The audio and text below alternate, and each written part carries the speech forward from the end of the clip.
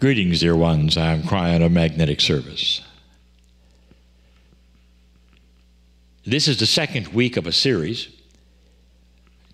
and the series is all about what we have called peeling the onion. Each week we are going to give a subject about the onion. What is it we are trying to peel away? You've had one, this is the second. And the subject tonight is unworthiness. Wow. That perhaps is the most common issue with old souls and lightworkers. Did you know that? And it seems to be counterintuitive. Why would one who is discovering and awakening the beauty of themselves, a piece of God that they are, why would they also feature unworthiness?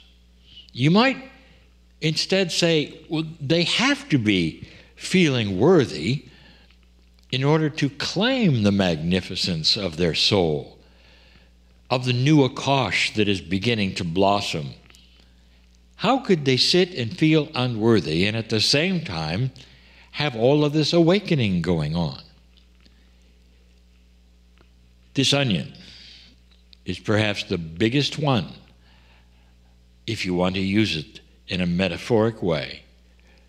The biggest one of all the four that we're going to study this month. Here's why. It is completely and totally due to the Akash. The Akashic record, that is to say, the energies developed by the things that have taken place in the lives of all the souls on the planet. That is the Akashic record. It resides then in the soul, and it is there in a way that is reflective of everything that has ever happened. It remembers everything. But there is an issue with it. It's a spiritual issue. As some have asked, why does it even have to be this way? It carries so many things in when you come in. Perhaps the largest one of the ones that was recognized first, is this. It carries that which some have called the energy of incompleteness, karma. What you didn't get done the last time, you have to get done this time. Or perhaps what you did last time that was inappropriate, you're looking to undo this time.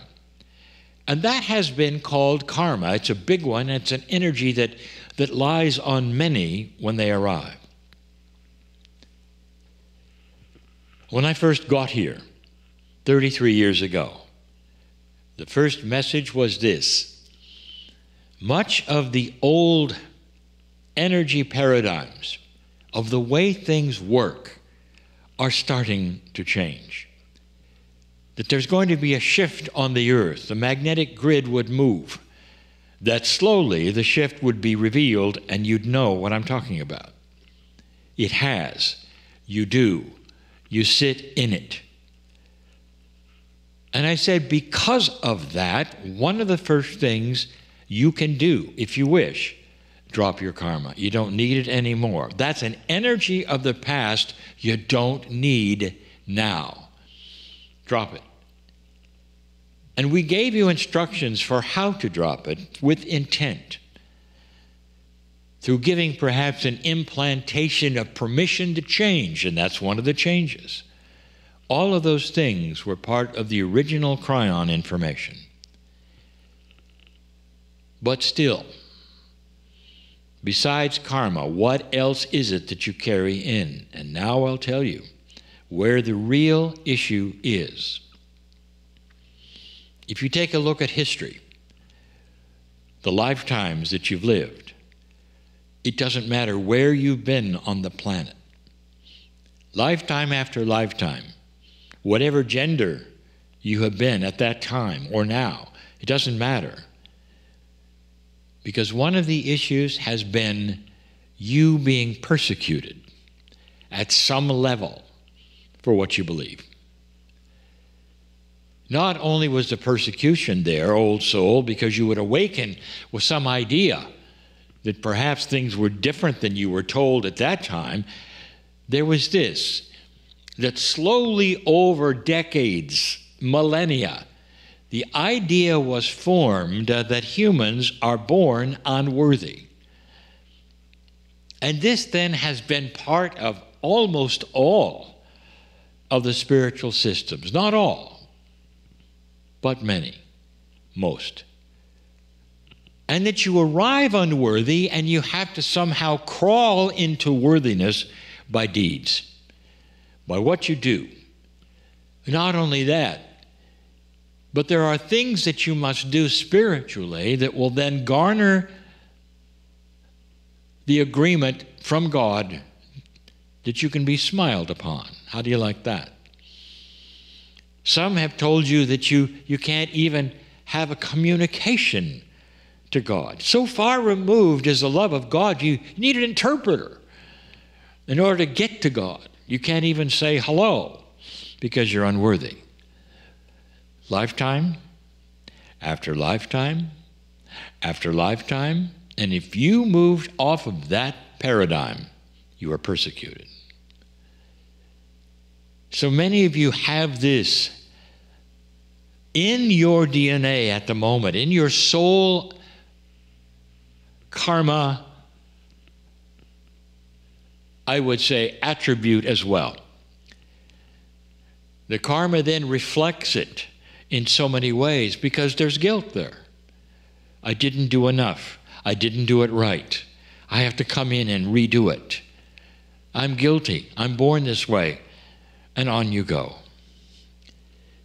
Dear ones, I would like to tell you right now that this onion of yours can slowly be peeled with this knowledge. None of those things are really accurate. You were born magnificent. This time, last time, the time before. No matter what anyone has told you, that's the onion. Those are the peelings you're going to have to remove, what you were told. Not this time necessarily, but last time and the last time and the last time. So you come in with an overlay of unworthiness. Even if you were born this time with total awareness, and you were never told that, even if you awakened early to your magnificence, you still have the residue of the unworthiness that sits upon you from the past. This has created so many old souls and awakening old souls with that feeling that they shouldn't be doing what they're doing. When I got here 33 years ago, the first thing I told you, God knows your name. God is bigger than you've ever been told. All of you are magnificent. That you can talk freely to the Creator because the Creator is in you. You don't have to go across a veil to talk to the Creator or go through someone else to talk to the Creator. That all you have to do is think, love, and the Creator is there. It redefines a relationship with God. It's beautiful. It's filled with love. This planet is monotheistic. It all believes in the same God. This planet believes in a loving God, and yet it stops there. It's a loving God who doesn't love you enough to let you talk to it. Use common sense. Could I be right? As I sit here right now and tell you, you've got a lot to unlearn. Because when you got here, the angels sang your name in magnificence. And the angels said to you at the time you arrived, this will be the lifetime where you drop the mantle of guilt for something you never did, that you were told over and over that you had. The truth is different from you were told. The onion then can start to be peeled. Gently at first, peeling off the idea that you may not have been told the correct thing. Told by those who were doing their best because they thought it was correct. They weren't trying to trick you. We've said this before. It's not a betrayal of anyone to peel that onion of what you were told. They had it wrong also. They're magnificent also. And slowly, those layers slough off, and the core of truth is revealed. Listen to this. The onion that you peel of worthiness in this lifetime will never have to be peeled again. You will awaken in the next lifetime without the guilt, feeling worthy, and starting in that position, starting with the truth, starting with the love and the compassion that you can feel, moving ahead early in your life without any unworthiness because of what you do right now. We're going to see you again in the circle of 12. You know what we're going to be doing, don't you? I'm so in love with you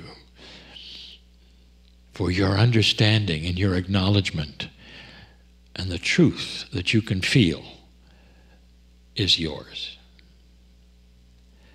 And so it is.